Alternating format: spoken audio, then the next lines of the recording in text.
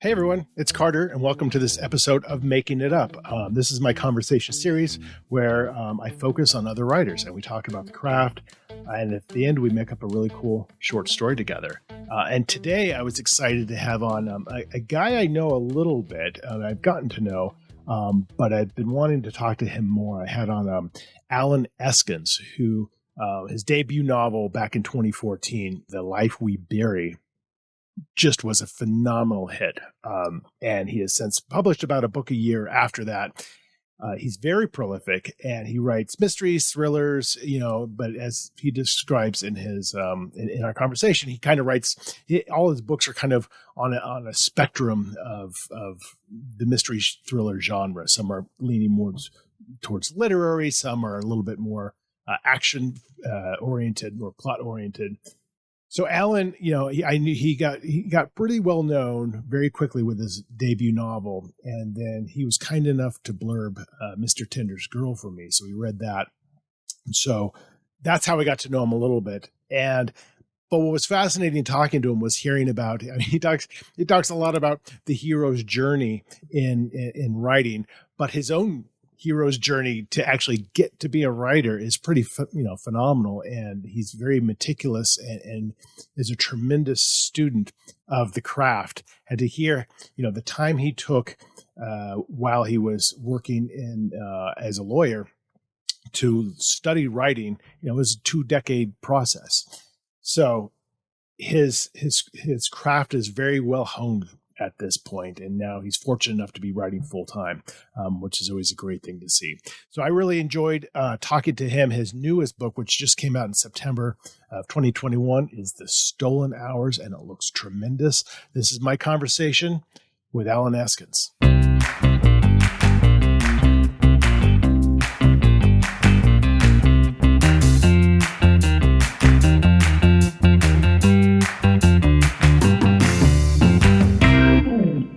How are you? I'm well. How you doing? I'm doing okay. I've got a bit of a sick cat, so I'm trying to figure out that situation. I'm at my daughter's house babysitting 2 6-month-old twins. So, oh my goodness, their father's upstairs with them right now. But I got an hour reprieve. I can't wait to do a podcast so I don't have to take care of babies. Yeah.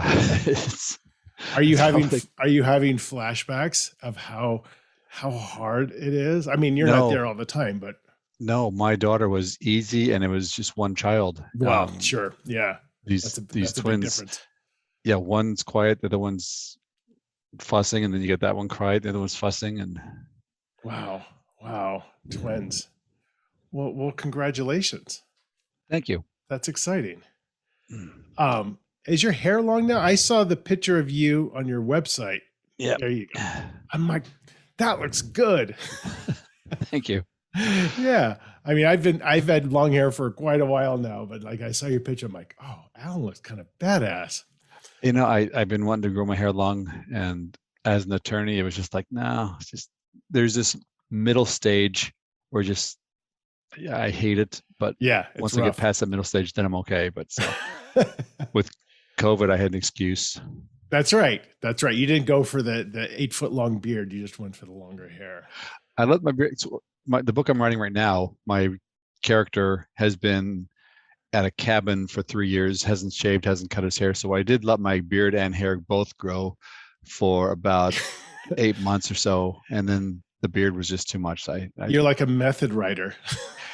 I kind of wanted to know how long it would grow, how far it would go in a year, or in a 6-month period or year time. So I had some idea of how long it would be. Did that not drive you nuts though? Because I feel like with mine, if I let it go for more than a month, I'm like, there's something about it.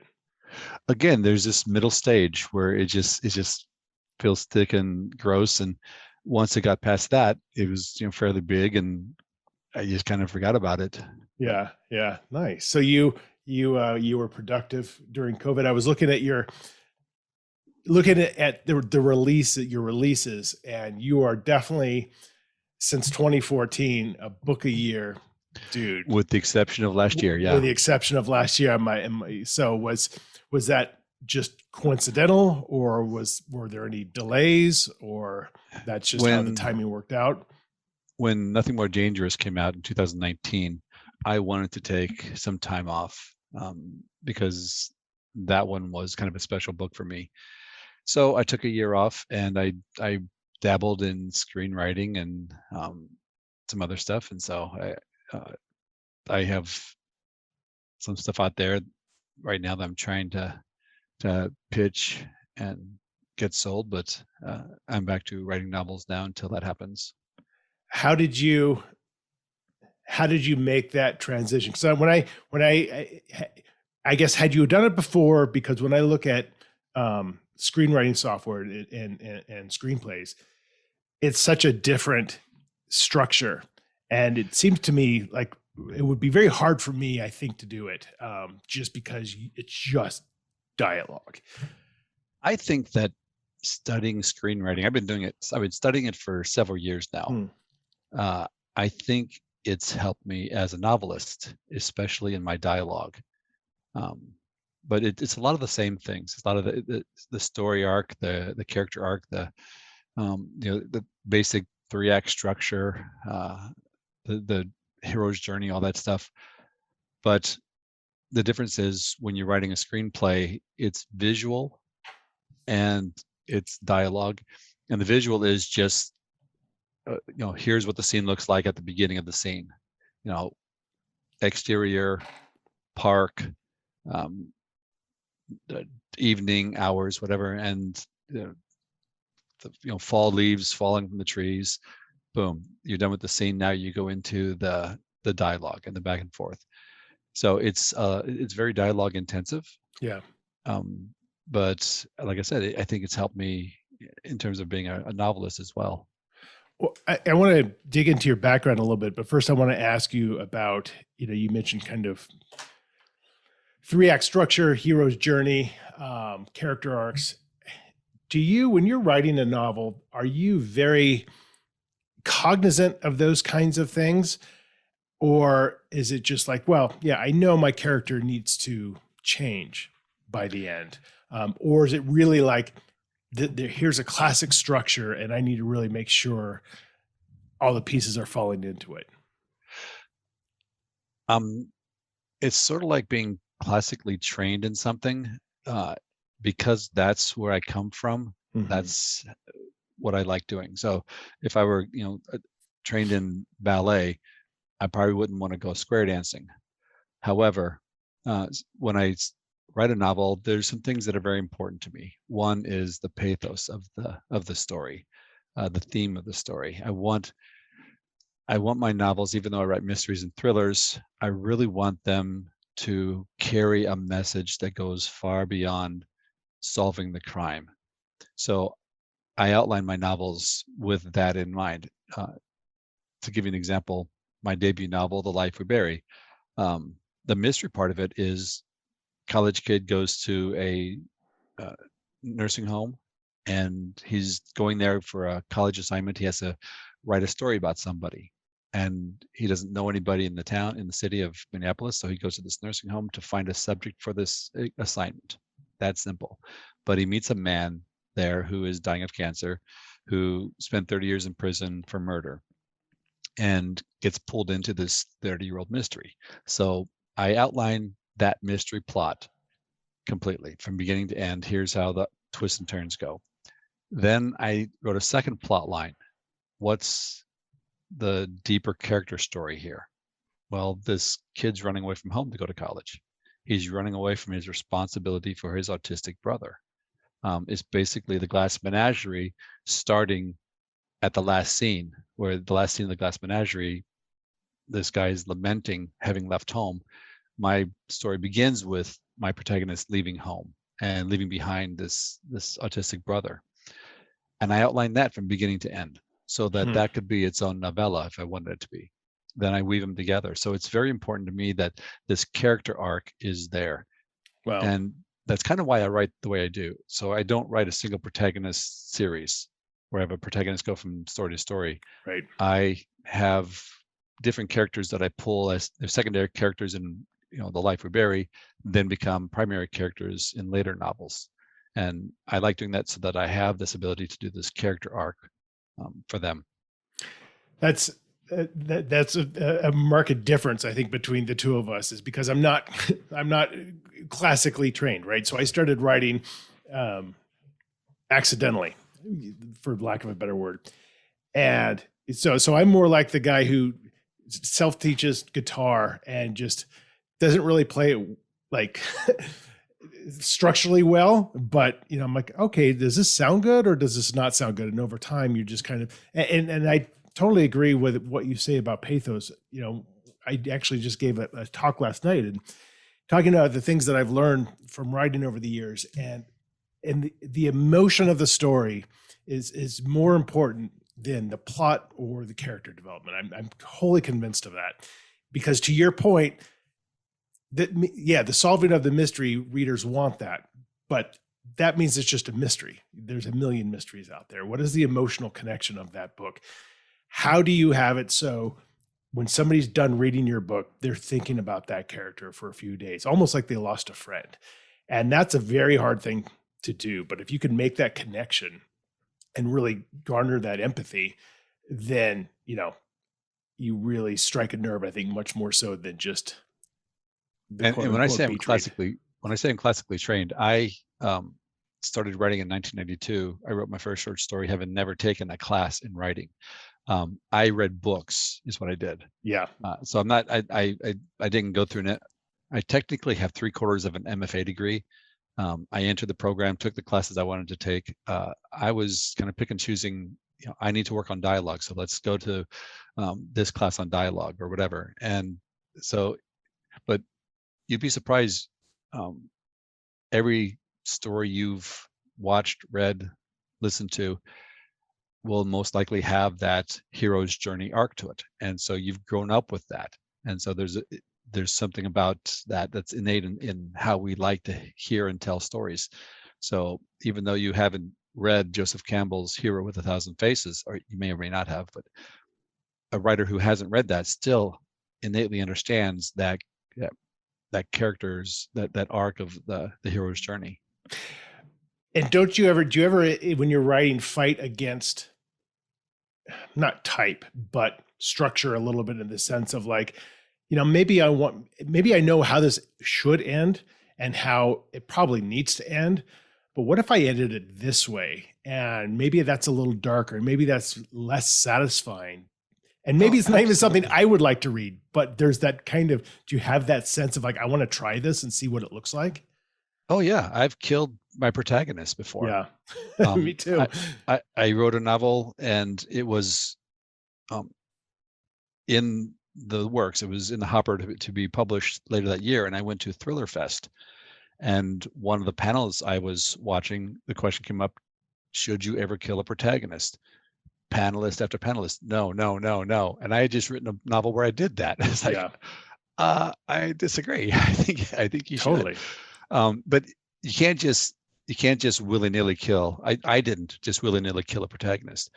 I went and looked at how other authors have killed their protagonists and done it well, and that takes you right back to Shakespeare. I mean, Othello, Hamlet, an Elizabethan tragedy has the protagonist die, and there's a structure to how that works that I emulated when I wrote my novel. So it wasn't just shock for shock's sake. It was there was an arc to it. Yeah, there should never be shock for shock's sake. I believe in, because and another way we differ is I don't outline it all. I just kind of see where it takes me, and then I might have that moment where, in one of my third book, I just had a major character, and that day I sat down to write. I'm like, what if he just died right now? Like, and I wasn't so interested in shocking. I was interested in just seeing, well, what does that mean? What does that lead to? What other doors does that open? And maybe I'm going to write 2,000, 5,000 words and then just get rid of it. But it was also like, wow, this just changes the stakes for everything. And oh yeah, and it's fun. It's because you're challenging yourself. It's like, okay, what are you going to do now? Yeah. When I was writing that novel, I was going for a walk with my dogs, And I was trying to think, what can I do to make this novel different? And I just kind of flippantly thought to myself, I could kill my protagonist. And by the time I got home from my walk, it's like, yeah, I can kill my protagonist. And then I went on a search for how do I do this well. Right. And that took me several weeks, if not months, to decide, yes, I am going to kill this man. But it was, but that first moment when you think, well, instead of having this, what if I did that? That's completely out of the blue. That is, so weird and unexpected. Can I make that work? And there's the challenge, and that is one of the fun parts of being a writer. And knowing when you're forcing it or not, because you can get so obsessed with an idea that you tend to force it and it doesn't work. It feels disembodied from the rest of the book. And that's a hard thing to judge. And a lot of times you need an agent or an editor or beta readers like, this all felt weird to me. I was wondering how, your decision to, like, say, kill a major character or even have, something that you just thought of, how does that square with this meticulous outlining that you do? Would you outline knowing that, okay, I might have to go off-roading at some point if something else occurs to me? Absolutely. So in my view, I outline because if I'm going to make a mistake going down a tangent, I'd rather do it in the outline form than having written 10,000 words. Yeah. So I spend months, sometimes even years, thinking about a novel before I write it. Oh, wow. And so I mean, like right now, I'm writing my 8th book. I'm editing my 8th book. I'm outlining my 9th, and I got my 10th book in my head that I'm, toying with. But when I get my outline finished and I'm writing the novel, if something occurs to me that I think works better, I'll go back to my outline and I'll see how that plot change will ripple forward and back, how it will change the story. Will it make the story better? If it does, then I redo the outline to include that. So I feel comfortable that, I thought this through, and then I'll go back to writing. So I always leave myself open for changes. You strike me as a real student of the process. And you said, you've always been a reader. I mean, since, young childhood, you remember like diving into books? No, I was not a reader. Me neither. I actually hated reading. I'm not a very good reader. I do most of my reading now on audiobooks. Why is that? Is it a patience thing? It's an attention span thing. Yeah. As I'm reading somebody's novel, I will read a line, a sentence, a paragraph, and something in my head will click, and I'll start daydreaming my own thoughts. And I get pulled out of the novels very easily because my daydreams are just too, overpowering. Wow. So it is. I've never been a very good reader. Which makes the fact that I asked you to blurb one of my books that much more. Like I yes. appreciate it that much more, knowing that you were daydreaming sentence by sentence. Your book was very good. It kept me in there. So no, so you were never a big reader. No, I never was. But like I do listen to a lot of books. Yeah. So every time I have a chance, going for walks, jogs, driving, I have an audiobook playing. If I read at home, my thought is I should be working on my own work. Totally. I'm the exact same way. I only read at night in bed, and that's my problem, is that I'll get 5 pages in and I'll fall asleep. But if it's at 4 PM, I'm like, I should be writing. I shouldn't be reading. Yeah. Are you a big reader? No, I read every day, but it takes me forever to get through something. So, and if I have to blurb, I carry that book around with me, and then I will read during, because that's homework. I gotta get that done. So then your MFA, your 3/4 of an MFA, was that what was your undergraduate? I got a degree in journalism, and then I went to law school, got a degree in law, practiced law for 25 years, but I started writing immediately after leaving law school, just for my own fun, just for my own enjoyment. So I was a theater major originally. And so I had this strong creative side that I wanted to, an itch I needed to scratch. So I just started writing for my own pleasure. Then I started reading books on writing technique. Then I started taking classes, Iowa Summer Writers Festival, Loft Literary Center. Eventually, 3/4 of that MFA degree. Studied for 20 years before I decided to try and get published. So the part that doesn't square with any of that is the the law degree. Was that? It was. What's the interest there for you? I was a very bad student in high school. I barely got into college, and when I got into college, I really thought I wasn't smart enough to be there. So I was a theater major. I thought you don't have to be really smart to be a theater major. But the more time I spent in college, the more I realized that I was actually a pretty good student. And by the time I got my degree finished, I was getting straight A's in classes that I didn't think I was smart enough to take. And so I thought, what would it have been like if I tried from the beginning? And really, it was not much more than that led me to law school. I wanted to see if I could do it. And I excelled in law school. And I had a great resume when I graduated, but there was this lack of creativity in that field, and that bothered me. So I wrote just to, like I said, for my own enjoyment, to scratch an itch, and eventually that became a passion. What kind of law did you practice? I was a criminal defense attorney, which is why I write. And you don't think there's a lot of creative license in that? There is, but you have boundaries, and I was a prosecutor for a while, and I gravitated toward defense because it is more creative than prosecution by far. Yeah. That's an interesting answer, right? Like it's just more interesting because it's more creative and you don't associate that, but I'm sure that's completely true. Yeah. The police and the investigators will bring you the case. They say, here's the case. We think this guy did it. Go take it to a jury. And as a prosecutor, you take their case to a jury. You really don't do much on your own. As a defense attorney, you get that same case, and it's up to you to try and figure out what's wrong with it. Yeah. Where are the flaws? And so, as a defense attorney, I believe I knew the investigative techniques better than I did as a prosecutor, because I had to cross-examine. I had to catch the investigator when they misspoke on the stand. So I had to know it as well as they did, I thought. So It was far more creative.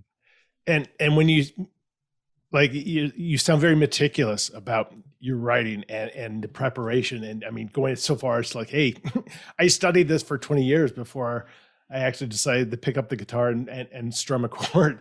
So when you started writing, did you feel like many of us do, that whole imposter syndrome thing, or you're like, no, I've been studying this. Now I can do this, and I think it's probably going to be pretty decent, and I'll probably get an agent, or was it just, by the time I sought to get published, I had a pretty good feel for writing.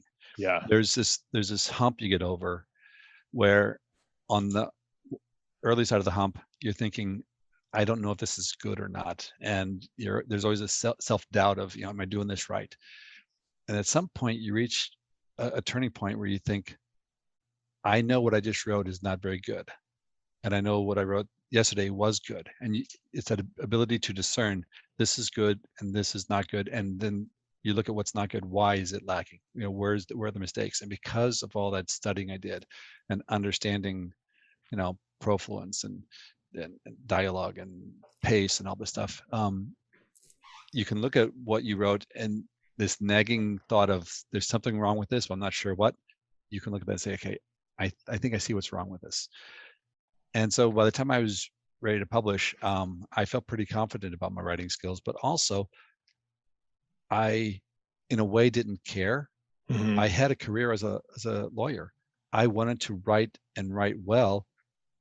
And so that was my goal. If it got published, wonderful. If it didn't get published, I was still enjoying it, and I liked what I was writing. So I really never felt like an imposter, but I also feel like I didn't, I had my own beat that I was dancing to.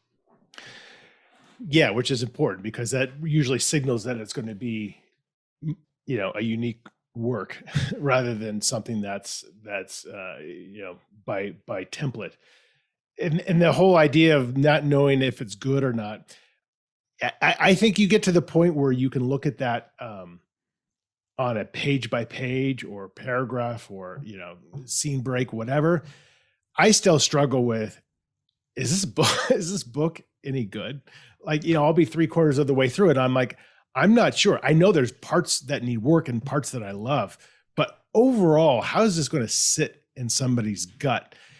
And I still struggle with that. And I write to kind of entertain myself. I'm like, I'm enjoying this, but that doesn't mean that the person next to me is going to. So that's always a problem. That's why we have agents and editors. Right. Right. But you're not, by the time you're done with your book, it's a pretty big roll of the dice. Yeah. You spend a lot of time, a lot of effort. And then after 8 months, a year, whatever it takes to do your manuscript, you hand it to an agent and editor and say, is this a book? Yeah. And I do understand. I have those same thoughts. It's like, I think this is good, but I have no idea if anybody else is going to think it's good. And so you hand it off and you cross your fingers. And then if you have a good editor, that editor steps in and says, here's where it's lacking. And you as a writer look at that and say, you know what? I thought that might be an issue. And thank you for agreeing with me, pointing that out, or, bringing it to my attention, and you just dive in and try and make it better. Yeah. I mean, getting the editorial comments, I think is a profound experience, and it never, never disappoints. And as gut wrenching as it can be, and like, okay, here's another month and a half of work that I have to put whatever I'm working on aside. And, as much as you want the easy comments, I rarely look at any of those comments and disagree with them. I'm like, oh yeah, this will totally make the book better. Because they know what they're doing. I have the same feeling. And when I get my notes, what I normally do is I print them up and I set them down and I don't read them for a day or two. I just, oh yeah. Yeah. Oh, I don't even print them out. I'm like, I'll just look at the length of the letter and then that.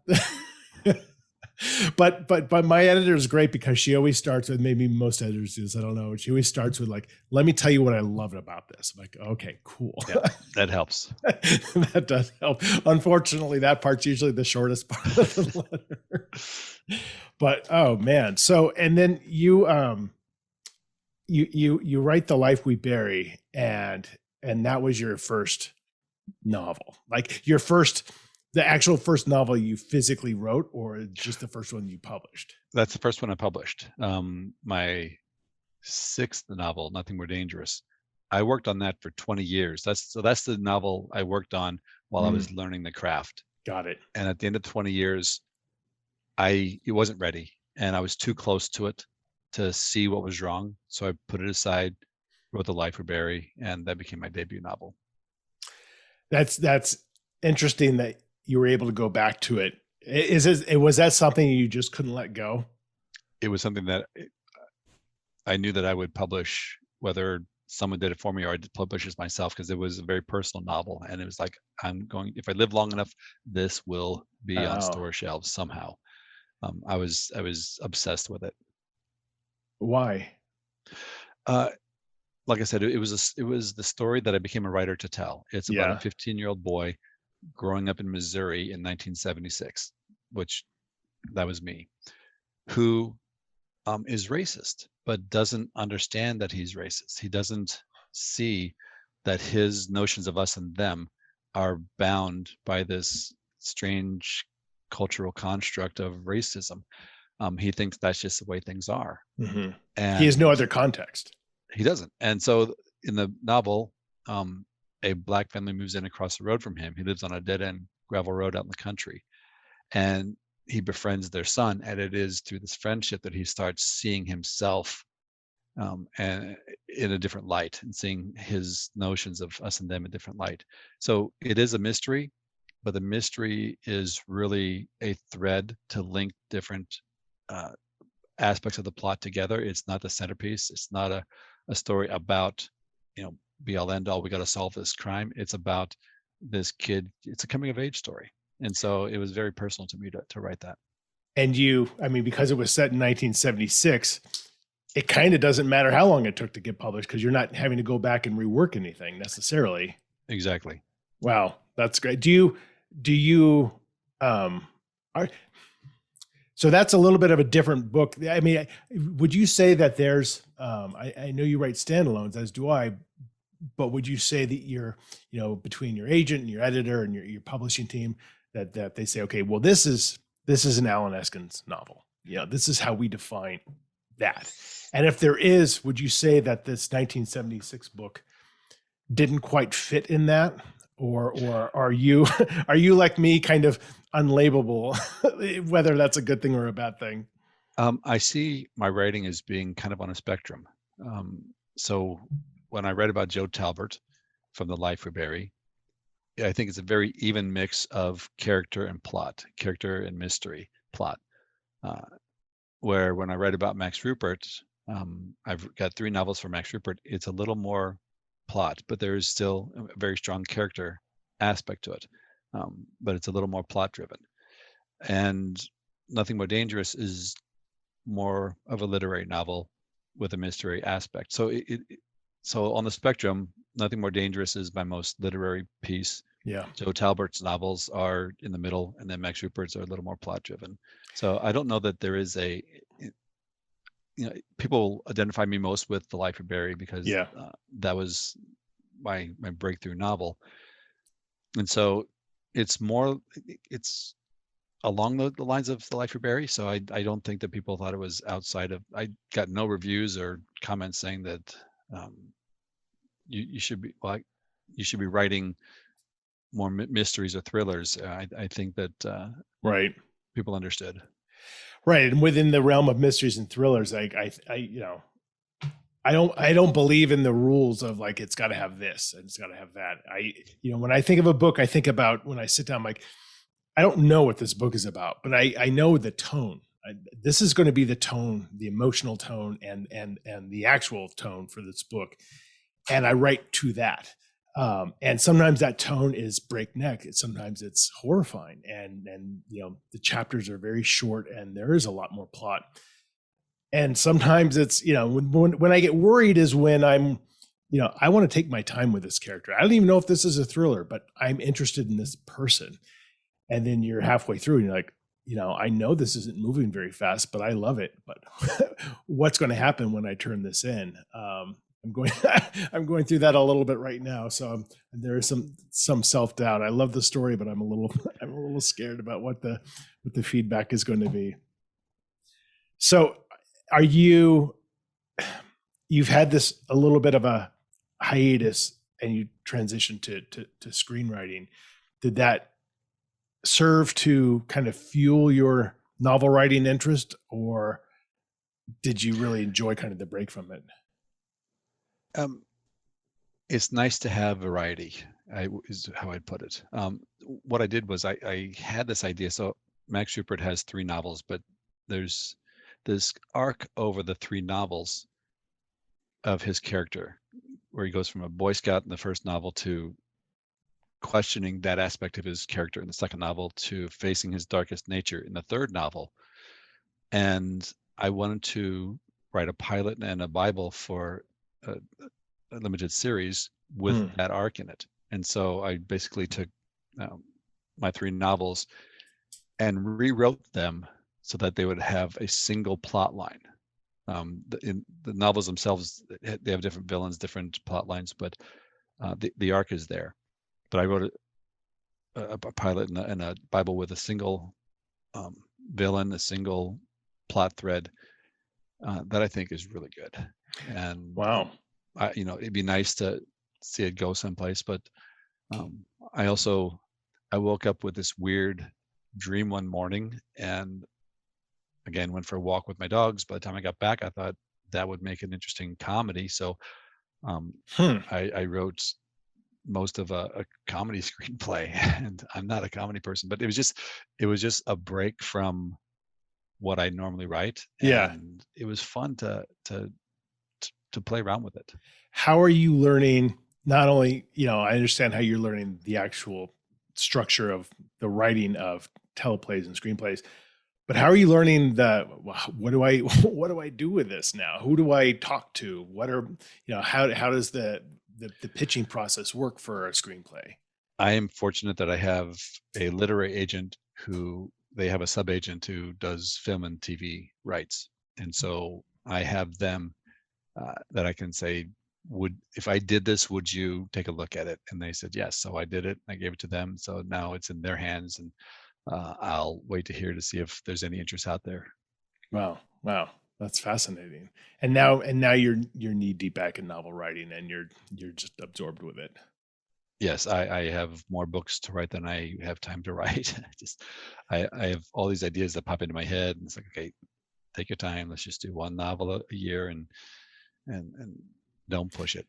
I mean, a novel a year is pretty impressive, unless you have a James Patterson-esque team. It's when you do a novel a year, people are like, holy shit, like he's got another book out. That's amazing. And you seem to feel like it's like, I'm taking my time. Well, my first 4 books I wrote while still practicing law. So Yeah. This one was easy. I mean, it is so much easier to do one a year when you don't have a whole nother business to take care of. Yeah, I do. I have a whole nother day job. So it's just discipline, right? Like it is. It's a lot of discipline. And if you're married or have a partner, a very understanding partner.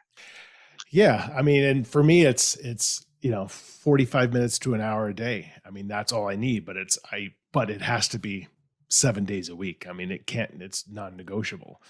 And but if you do that 8 to 9 months for a book, unless you don't know what you're writing about, sometimes there's days you just sit there, is doable. And that's where the outline comes in handy. You don't have days where you just sit there. Right. Yeah, that's probably true. And when I actually know, I'll maybe know, okay, the next, say 5,000 to 10,000 words, I know these 3 things have to happen. If I know that, it's amazing how over time the actual writing it's just second nature. Like it's a muscle that you've built. And so when you know what you're writing about, the actual act of writing is easy. Whereas I remember first starting, and each sentence was a slog, and like, how do I say this and how do I write this? And then after a while, it's amazing that you're just like, I know exactly how to write that. I just need the idea. So it sounds like you've built that muscle up pretty solidly now. That's a good way to put it. It's a muscle that you exercise, and once you have built it up, you can flex it. And how's the recent release going? Have you been happy with it? Yes, it is. The Stolen Hours. It's a beautiful cover. Yeah. So what I do, for those who don't know my work, The Life of Barry was my debut novel, and I had characters in there who were secondary characters who I then started telling their stories. So Max Rupert, the homicide detective I've talked about, he has a small role in The Life of Barry. Bodie Sandin, the kid that I wrote about growing up in Missouri, he becomes an attorney. He has a small role in The Life of Barry. Well, Joe Talbot meets a girl in The Life of Barry. Her name is Lila Nash, and The Stolen Hours is her novel finally. So I take my secondary characters that interest me, and I think about, what would their story be? What's a story that I could tell for them? And so Lila Nash's story is out there as of September. And you do that, it sounds like you do that to amuse yourself, or because you're interested, rather than like, I think the market would they really like this book. They'd probably like to know more about this person. It sounds like it's a little bit more like you have to really like that person and be interested in their backstory. The market wanted a story about Lila Nash, but I held off writing it because it's the female protagonist. And I wanted to the thing I did during my year off was listen to a ton of female authors who wrote very well-written female protagonists. But yeah, the way my secondary character thing happens for 2 reasons. Number one is my love of the hero's journey, where the person at the beginning of the novel sees themselves or the world a certain way, and they go through a crucible, and by the end of the novel they've changed as a person, and they see themselves and see the world differently. I don't have the the ability to write a series with a single protagonist who goes through that kind of crucible every single time. It's I don't have. unrealistic, I think. I think so too. And so I wanted, but I also like the idea of people becoming attached to my characters and wanting to read them going forward. So I thought, well, if they like Max Rupert in The Life of Barry, I'll write a story about him. If they like Bodhi Sandin, I'll write a story about him. If they like Lila Nash, I'll do a story about her. And the second aspect is I come to this primarily as a daydreamer. My mind is constantly imagining things. And so these characters, I've created them. They live in my head. They grow. If I'm not writing about them, I'm still thinking about them. I know what they're doing with their lives in moving forward.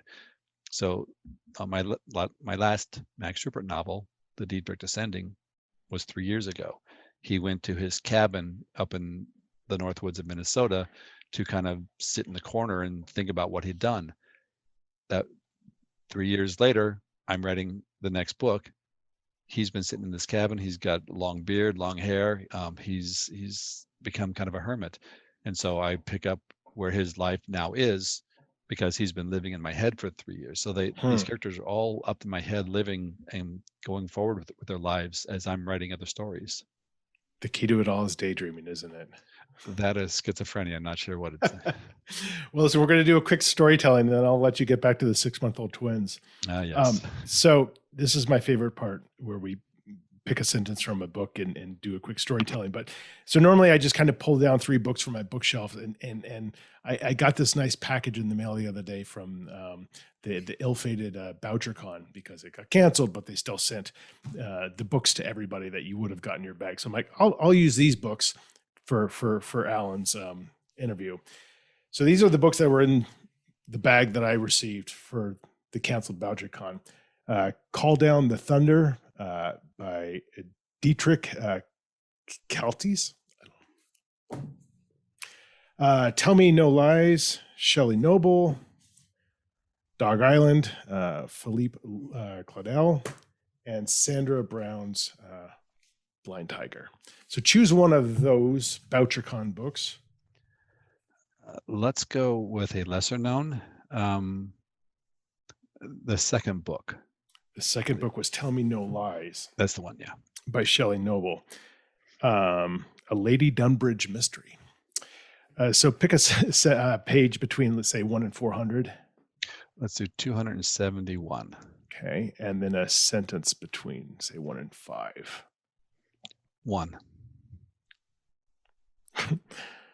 All right. So I'm going to read this sentence, and then you give me a sentence or two, whatever you feel comfortable with, and I'll do a sentence or two, and after a few minutes, I'll call it quits. So this is simple, and it gives you a lot of creative license. It won't be long. He leaned against the rock, put his hands on his knees, and felt them tremble. He could hear the trucks coming and thought to himself, this is no place to be. He'd known that for some time, but he was still compelled to be there at that exact moment. It wouldn't be long. All it would take was maybe 4 or 5 steps out onto the highway. And when the truck hit, it would drag him far. But the pain itself, that would be nothing but the flap of a butterfly's wings. How long would it take before they found her in the barn? He thought back, had he put enough straw over her body? Would the wolves be able to get to her first? Now he wished he'd left a note, let the world know why he did it. But it didn't really matter. And truth be told, at the end of the day, the world probably didn't even care. Nothing really mattered, which is why he decided it wasn't worth being around anymore. Was he sorry for what he did? Honestly, not really. It was just his nature. But he was ready to not live within that nature anymore. The truck approached. It was a blind curve. It sounded like a big truck. He thought about his father, how his father had driven a truck when he was younger. Would the man behind the wheel think it was his fault? Would the man behind the wheel think that he had simply hit a stranger walking down the street? He stepped onto the blacktop. lifted by the thought that the mere fact that he thought about this man behind the wheel proved that he had changed, but he had changed too late. He wouldn't allow himself to close his eyes. That was the coward's way out. He would stare down that grill coming at him at what? 65, 70 miles an hour. And then he decided he'd even open his mouth as if he could swallow it. And as the truck approached, he knew that there was no way it would not hit him. But that's exactly what happened. Because whoever that man was who was sitting up in that cab, he yanked that wheel hard to the right. Hard enough to miss him by maybe feet. And that truck ran straight into the wall of rock on the other side. He was now a multiple murderer. Killing 2 people in a matter of an hour. Maybe that was just what his nature was. I think we call it there. Okay. I think that was great. This poor guy, this poor guy's finally like accepting guilt, and it just piles on top. Exactly. But so that was a good balance between plot and character, I'd say. You know, and for someone who outlines, this is an interesting way to go about writing. it's like improv comedy. And it is. The whole thing is like, and as a theater, I don't know if you had to do any improv work. I did.